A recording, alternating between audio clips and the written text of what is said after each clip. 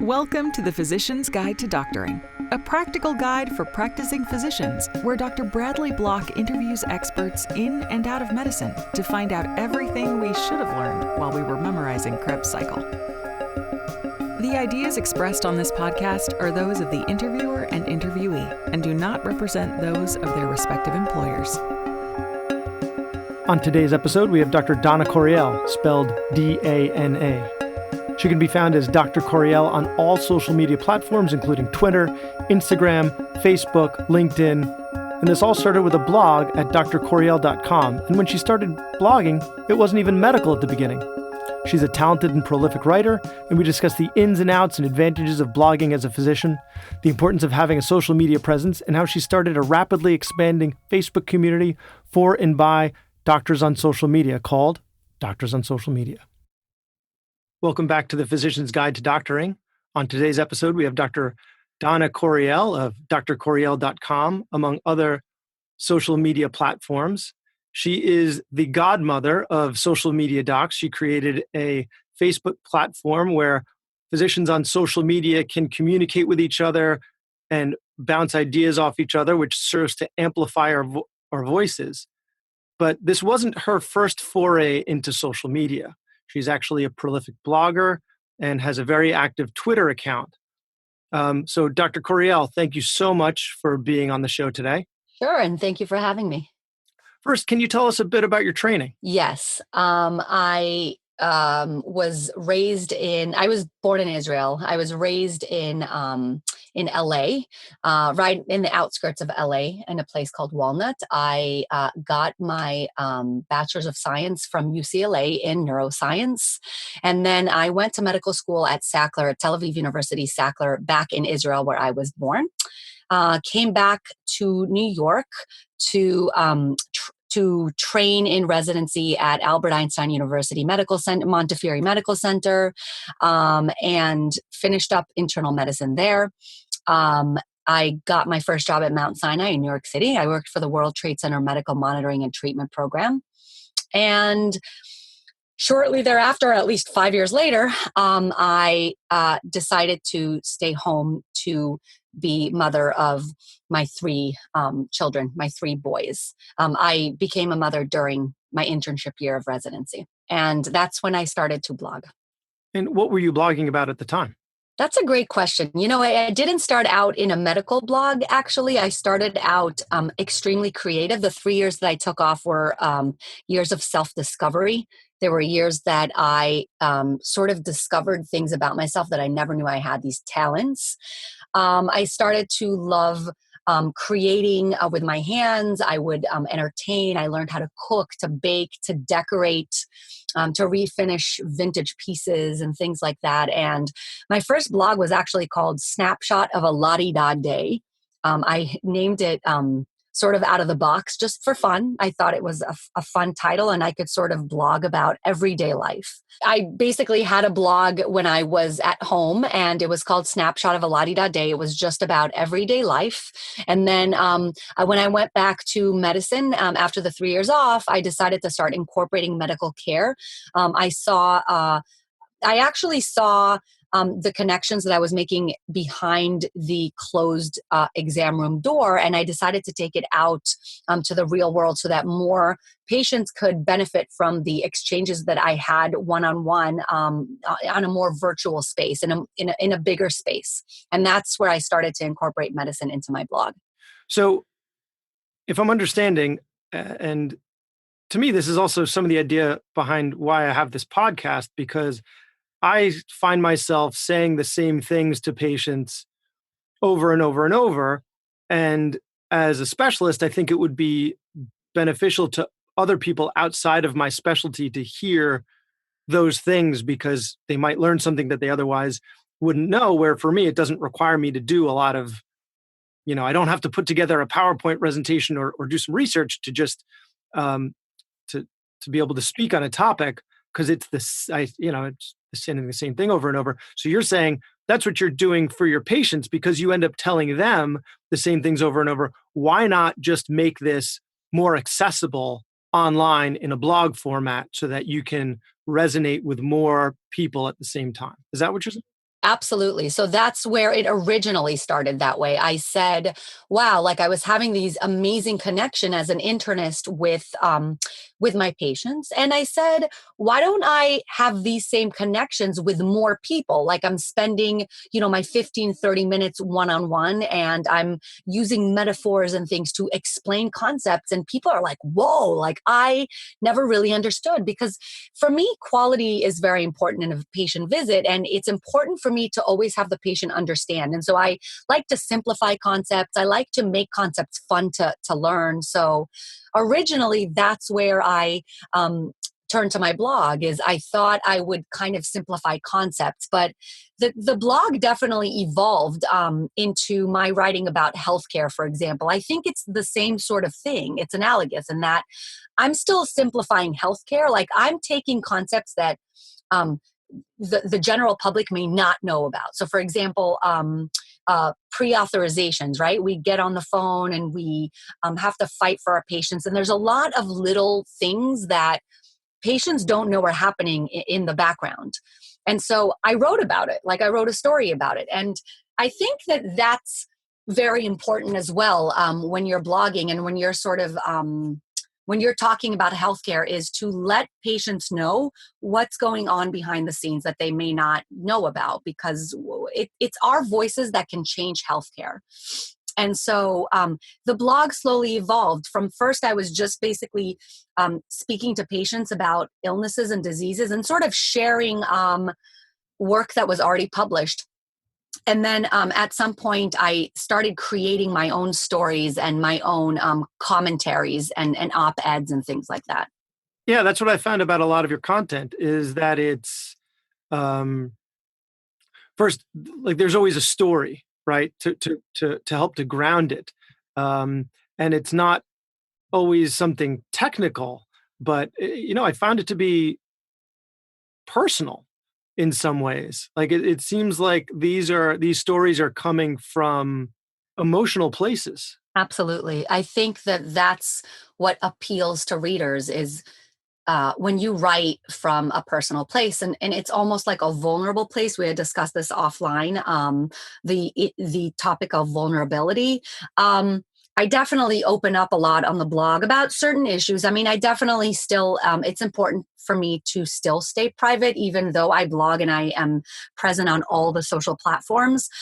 It is important to still hold on to things that you consider private. But at the same time, I do like to dissect life events and things that are that bother me in healthcare, and even happy moments in healthcare. But like, for example, I'm a very emotional person, so I wrote about emotions. I called my story "Emotions Aren't Just Baggage; They're Louis Vuitton Carry-On," right? Because first of all, it appealed to the reader to read that, to see that title. But secondly, to open up and tell people why being emotional is either good or bad is just very interesting. And when you're sort of comparing it to things that are day to day, like a Louis Vuitton carry-on, it just makes it more interesting. And again, sometimes I do write about illnesses and diseases and patient-physician relationships, but I always relate it to other things. So like another example is a recent story that I wrote called Embracing Rejection. The Beatles said go, go, go when my counselor said no, no, no. And it was about a personal story of my counselor in high school telling me not to apply to a university that I really wanted to go to because he said I wouldn't get in. And I don't really know why he said that, but I didn't listen to him and I applied and I made it in. And the story kind of goes into like, why? Why would somebody tell you not to do something?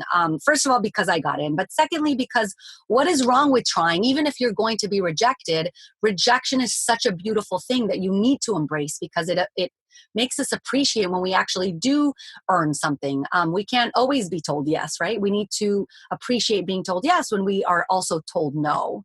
So these are sort of the kind of stories that I write about that make people, it makes it interesting to readers. And what about making it interesting to yourself? I mean, obviously, if you're writing about it, it's something you find interesting. But what I mean more is like, how have you found this helps you to be a more fulfilled person? Oh, I knew exactly what you meant. And I agree. I think this helps me tremendously. In fact, I first took it up because it was so therapeutic for me that I really didn't care if people were going to read. And I think that's part of what makes me succeed. I always tell my readers, and I tell people in the group and everything, that if tomorrow everything were to be taken away from me, I would still be a happy person. I really would. I love life. I'm an optimist. I love looking at the glass half full. I love appreciating the other half of the glass.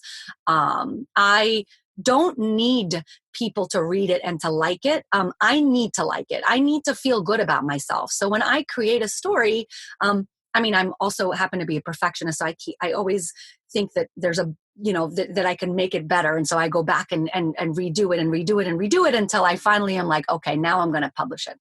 And even then I go back sometimes and change it around. But I'll put a story out there and it'll just make me feel good because I've said what I wanted to say. And it's therapeutic.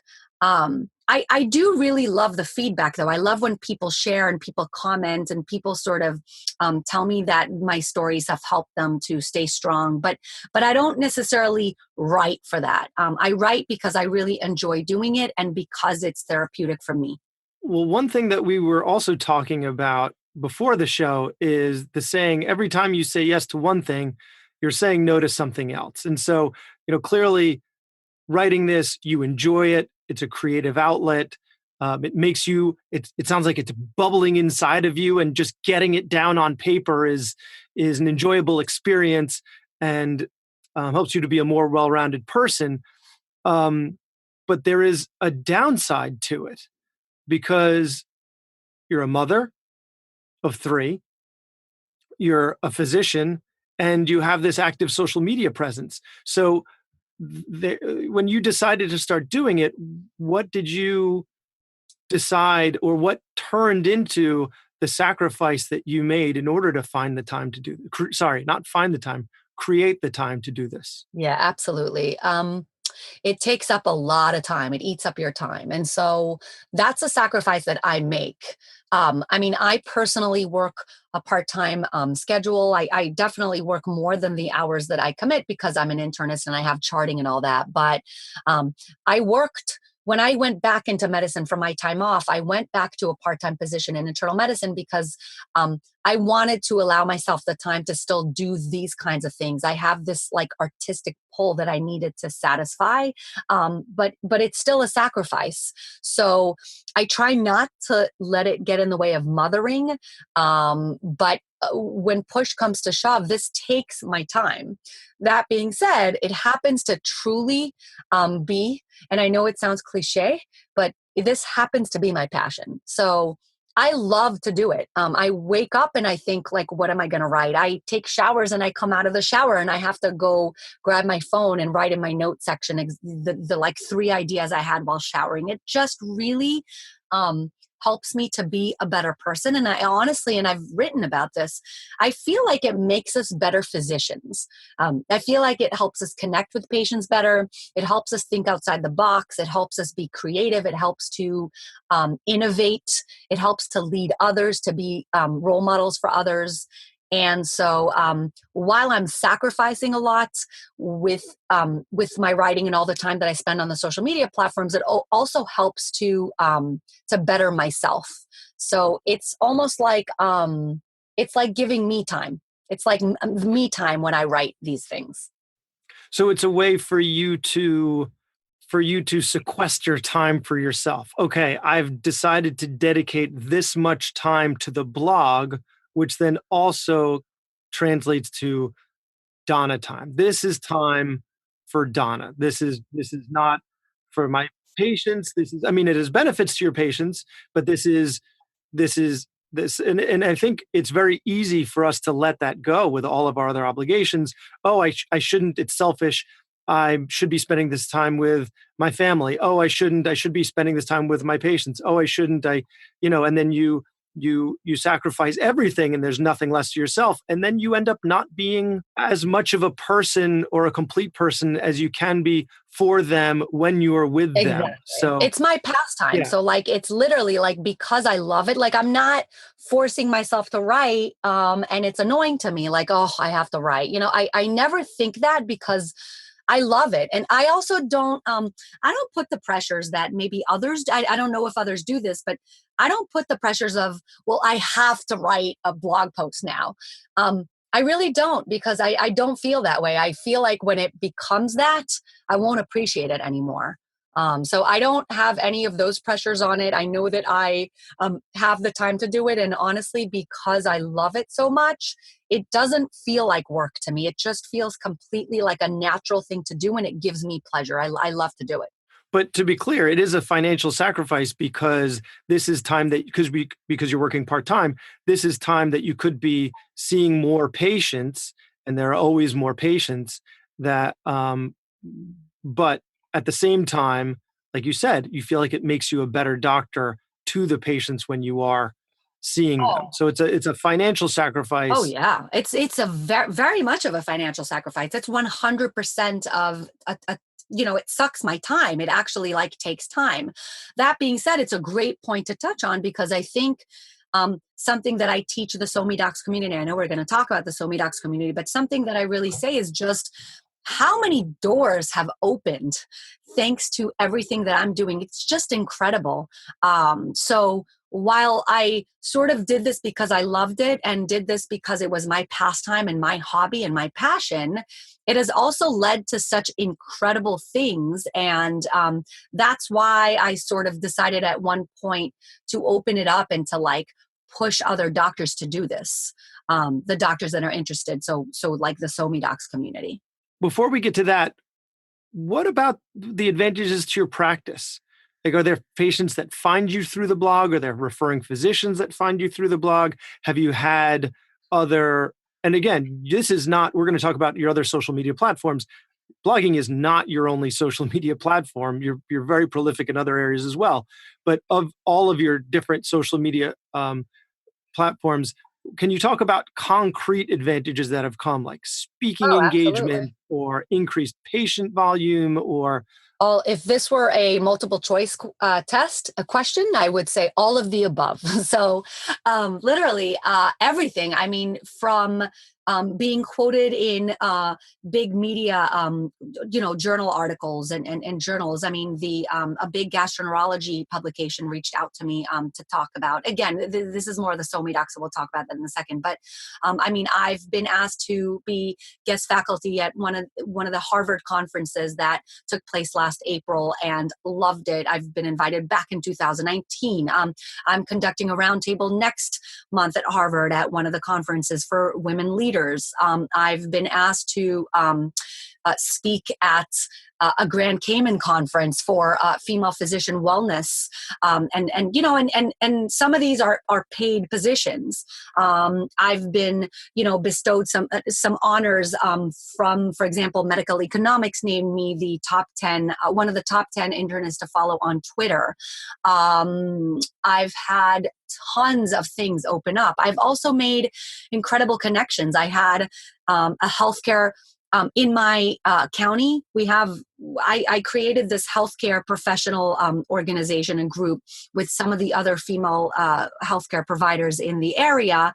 And we had a meeting the other day at my house, and we were like going around just kind of talking. And it was amazing how I got to know some of these people based on my platform. So like each person was and it became a joke going around the circle that people got to know me because of my platforms. One person saw my blog and she was super curious, and she thought to herself like, I should write too. And another person said that she had seen my tweets. So it also really connects and it helps to network. And I can't even begin to tell you how many physicians I've connected with across the United States and even the world. And it's just incredible. So this is multi-level. This has benefits on many levels. so let's talk about SOMI Docs then.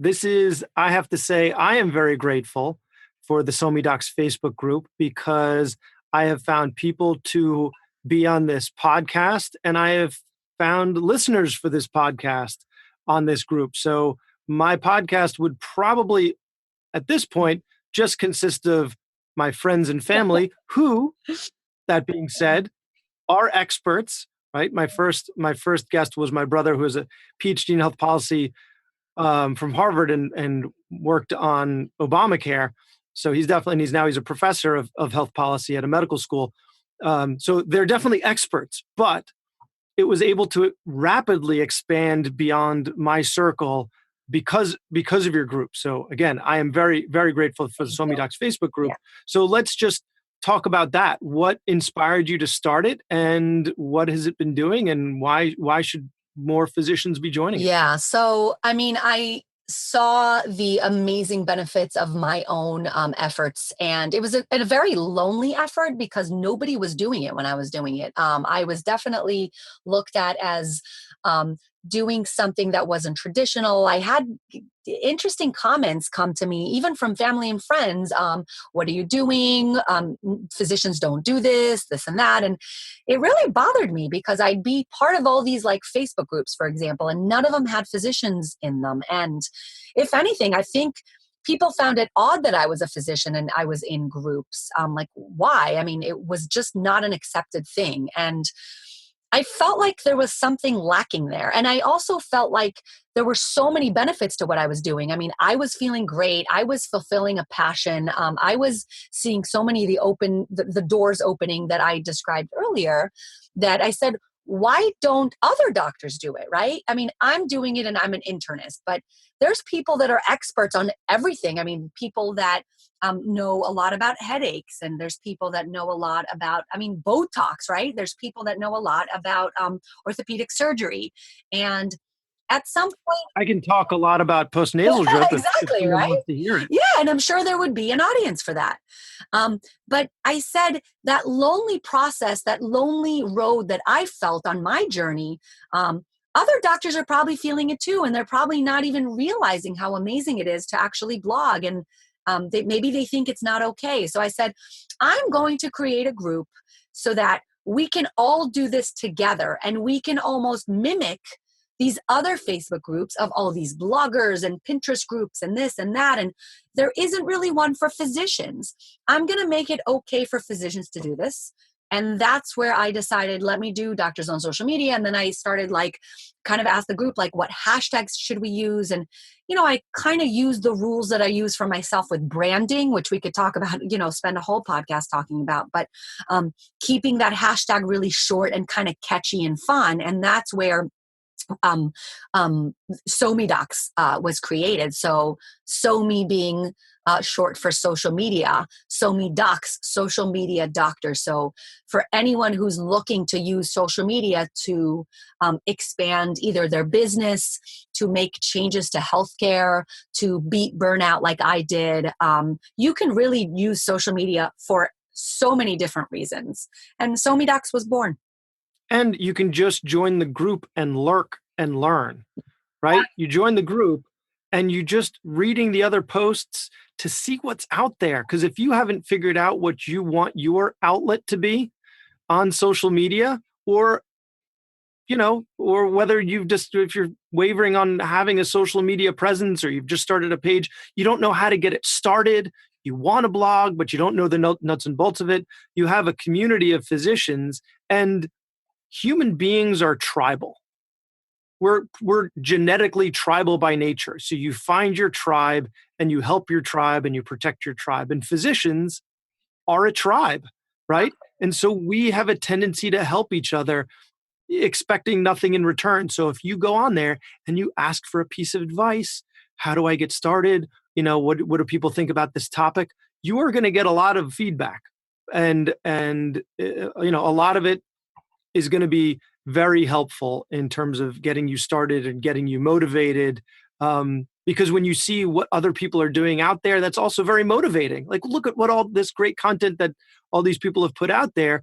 And it can also help you find your niche. So there are so many reasons to join that community. Yeah. So that I agree. And I think it's been an extremely supportive community. And so, I really haven't seen any fights break out. Obviously, it's Facebook, people are faceless there. And so it's sometimes easy in other Facebook groups.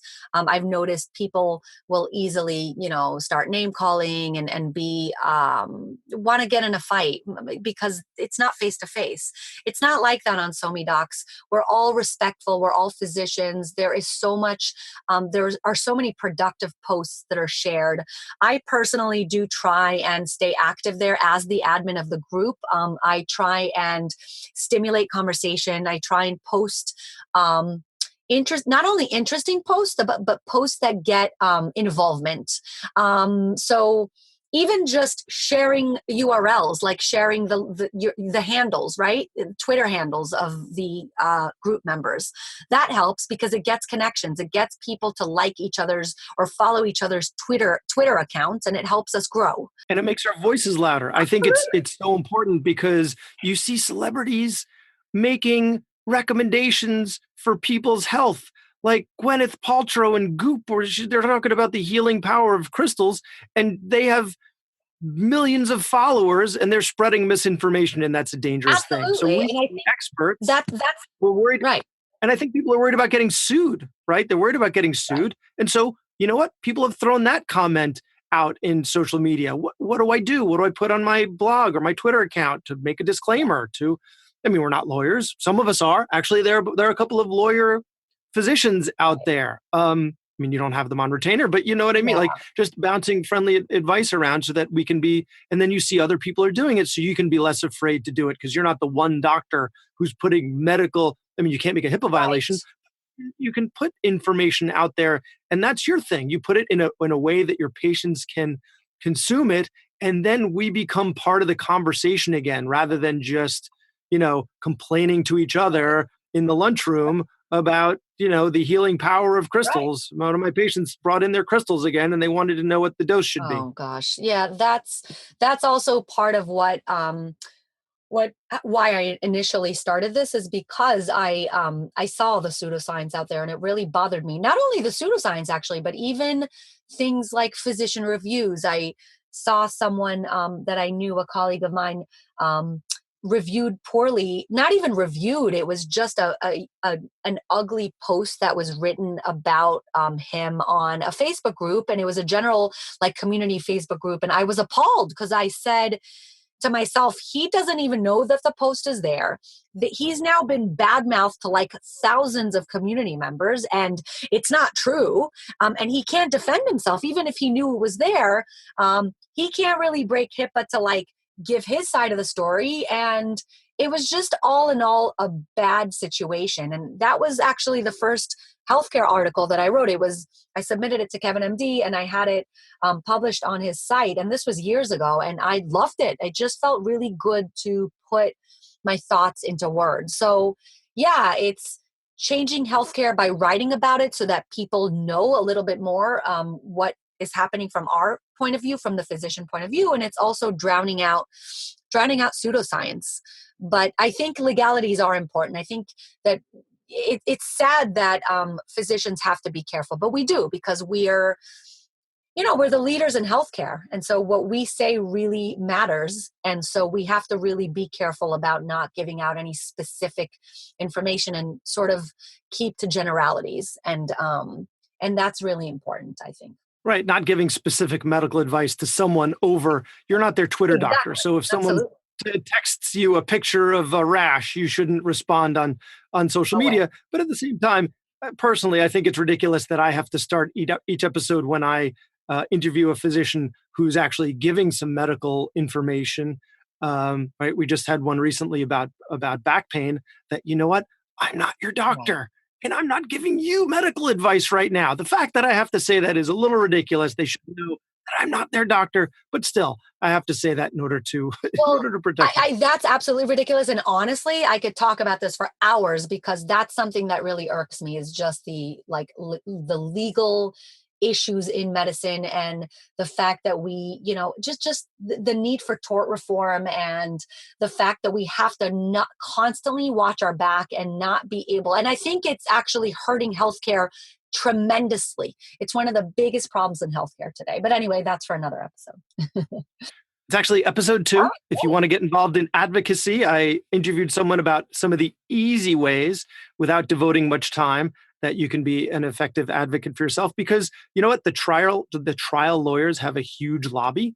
And so their interest is, they say, protecting their patients, but they do make a lot of money, quote, protecting the patients from us. I mean, I think patients So do. there's definitely a conflict of Right. I interest. think patients do absolutely need protections. I mean, I love Absolutely. my patients, but like it's gone the other way. Yeah. There's just way too much legalities to the point where we're all sort of just watching our backs nonstop. And that's not where you want your doctor to be, right? You want your doctor to just straight out like tell you how it is and treat you. And you don't want him to have to even like, you don't have to want him to spend 5 minutes out of the 10 minutes he's with you, right? Talking about all the possibilities just to, CYA, to cover your ass. Excuse my language. Those are important things. And I think that, again, that's something that is important to blog about, to tweet about, is healthcare and how issues like legalities in healthcare. I think we can definitely make a difference in the world if we take to blogging and to all the social media platforms. And we can certainly make a difference in the world in that way. So that's an excellent segue. So now one of our listeners has been inspired to start a blog. How do they do it? Give us a basic intro, some of the nuts and bolts, which web hosting and WordPress, and what do some of those words mean? How do you've got your laptop sitting in front of you, you've written something on Word. Right. How do you start a blog? Okay, so this is off the top of my head. So first and foremost, you gotta pick a niche. If you want, I did not pick a niche. I wanted to just write. So I write about my family and medicine all in the same blog. But if you really have a niche, it's easier. If you know that you are a neurologist and you want to talk about headaches, then that's your niche. Then you would want to find a name. You would want to brand yourself. And you'd want to brand yourself with a name that you would keep consistent in your blog name and in all of your social media platforms. So doing that requires some investigating and some research, because you want the website to, first of all, be available, right? So you have to always go to the internet and look up the different names that you're interested in. And the name that you would want to pick has to be relatively easy to say. It has to roll off the tongue. It has to sound good. It has to be easy to pronounce. I usually tell people don't choose words that are difficult to spell. There may be specifics that are specific to you. I always use my own example. I'm Dr. Coriel, and I'm not Dr. Donna Coriel, for example, because I spell my name D-A-N-A and it looks like Dana. So I didn't want people calling me Dana Coriel nonstop. So those are specific considerations that could be like particular to you. You also have to consider the social media handle. So if you're going to pick a blog name, you're probably going to eventually start different social media handles, start different accounts on the social media platforms that are in existence. So I'm Dr. Coriel. I have a Facebook, a Twitter, a Pinterest, an Instagram account. They're all Dr. Coriel too. It's easier for your followers to find you across the different platforms. You wouldn't want to be Dr. Donna Coriel on one platform and then Dr. Coriel on another one and then Dr. D Coriel on another one. You want consistency. So that's another thing I would do. And then you're ready to start your blog once you find your name. And so I do it on WordPress. Some people ask, should I do WordPress.com or WordPress.org? I, a long time ago, learned that WordPress.org was smarter right off the bat. It's not easier to use. It's actually harder to use because you're basically controlling everything and building everything from scratch. But it gives you the freedom to then do with it what you want. You own it, as opposed to WordPress.com. And you need a hosting company. So I use HostGator, but there's others out there like GoDaddy and things like that. And then you start. You just write. You have to get all kinds of apps installed into the back end of your blog, which can be extremely complicated. I did it on my own for the most part, and most people can do it on their own. But as we're very busy physicians, sometimes it may work out financially to get somebody to do it for you. It just depends on time and finances. Those are the two rate limiting factors with actually running the blog. And the economics seem pretty straightforward because you know about how much you make per hour seeing patients. Exactly.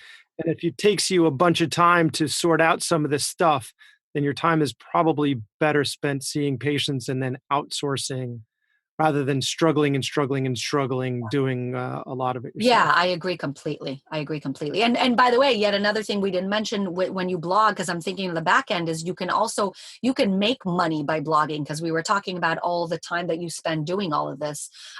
Blogging can actually bring you money, whether it's advertisements that you insert inside, which, there are ethical considerations to consider as a physician. I'm not saying to endorse a medication, but the little ads that pop up on AdSense and such things, you can make money that way. You can make money with sponsors that want to be affiliated, and you can make money many different ways. Have you been approached by pharmaceutical companies to put ads for drugs on your blog? No. I wonder if that's a thing. Right. Oh, I'm sure. No, I have not. And again, I am extremely careful with legalities and with, I want to still stay true to who I really am and what I believe in. And so I'll put disclaimers if I need to. Yeah, I really pay particular attention to the statements that I make, and I want to make sure that nobody can misinterpret. Although again, nowadays, anyone can say that you said anything, and it's just unfortunate. This episode of Physician's Guide to Doctoring brought to you by Lipitor. No, really not. Just made that up. This is completely unfunded. Or the generic, right? The cheaper version. Or the Orvastatin or a Suvastatin. Yeah. So that's what you do. And then you start blogging. And what's really cool about blogging is that you can blog at your own pace. So you don't have to blog. Some people say make a schedule and stick to it, but you don't have to. There's weeks where I'm tired. There's weeks where, I really value traveling. There's weeks where I'm, or a few days where I'll take off to go traveling. It's okay to be gone. It's up to you. Again, it just depends on your endpoint and what you're trying to achieve. If you're looking to be, tomorrow's megastar, you're probably not going to make it by blogging unless you have something spectacular to share with the world that nobody knows about. But most of us are just regular people that are, going to work, in and out of work, and we're all parenting, or we're all kind of living with our own issues. And, blogging is just a really cool therapeutic way to put yourself out there and to talk about issues that are interesting to you. Have you marketed your blog at all? No. Meaning, have I paid to have it advertised? Yeah. Aside from, I'd say yes, you created this amazing Facebook group, which in and of itself is marketing on top of just creating this, what became a self-sustaining community. Right. But something that you would have done just to put more eyeballs on your blog. No, so I have not. Okay, that's a great question. Marketing is so huge now. No, I have not put money into marketing my blog, and I'm actually proud of that now that you asked me that. No, not a single penny as far as I can remember. No, I do not put financial marketing into place with my blog or my social media platforms. I love to talk about them and to engage on social media, and that is marketing, but it's not for money. So, and that kind of limits you, right? Because Facebook, I have a Facebook page, which is limited. I have at this point, I don't know how many, 1,900 followers. And yet my followers don't see my work because Facebook wants my money. They want me. Yeah. Right. They want me. They change their algorithm looking for people to to spend more money. Exactly. And by the way, that's what we talk about in So Many Docs is how do we beat this algorithm, right? Because you got like this group of 1,900 plus physicians that are gathered in this like secret Facebook groups, physician only. And we're trying to beat these like algorithms. So we're putting all our brains together and saying, how do we, what kind of ways can we find to get our work seen? So I do market not financially. I market by just sharing, tweeting. If I tweet about an article that I just wrote, then I get it retweeted by people that really like it, or I have ways of like embedding the tweet icon into my blog, and people can sort of tweet cool sayings that I have from my stories. There's little things like that I've learned along the way that can help to market myself by not paying. You create connections. Exactly. A network. So what platforms, let's do some of that now. What platforms are you on and where can people find you? So I am Dr. Coriel everywhere. DrCorriel. So Dr. Coriel, and I'm on Instagram. I love taking iPhone photos. I call myself, it's half of a joke, but it's not. I'm an iPhone photographer. So I love taking really cool photos. I just wrote on my blog 13 tips on taking fabulous iPhone photos. So my wife just got a new phone and it's got the portrait mode. Love the portrait mode. Oh my God. The pictures she takes of our two boys. Oh, amazing. Great. Exactly. So portrait's amazing, but there's also just really cool ways I give some tips about angles and different things you could do. I love to edit. So Instagram, Twitter, I'm somewhere around the 2,800 followers, which is amazing to some people, but to other people who have hundreds of thousands of followers, it's not that great. But the bottom line is I love to tweet. I love to engage with people on Twitter. Like I said, medical economics gave me that honor, which was so nice. In 3 months, I was able to garner so many followers, and it wasn't hard.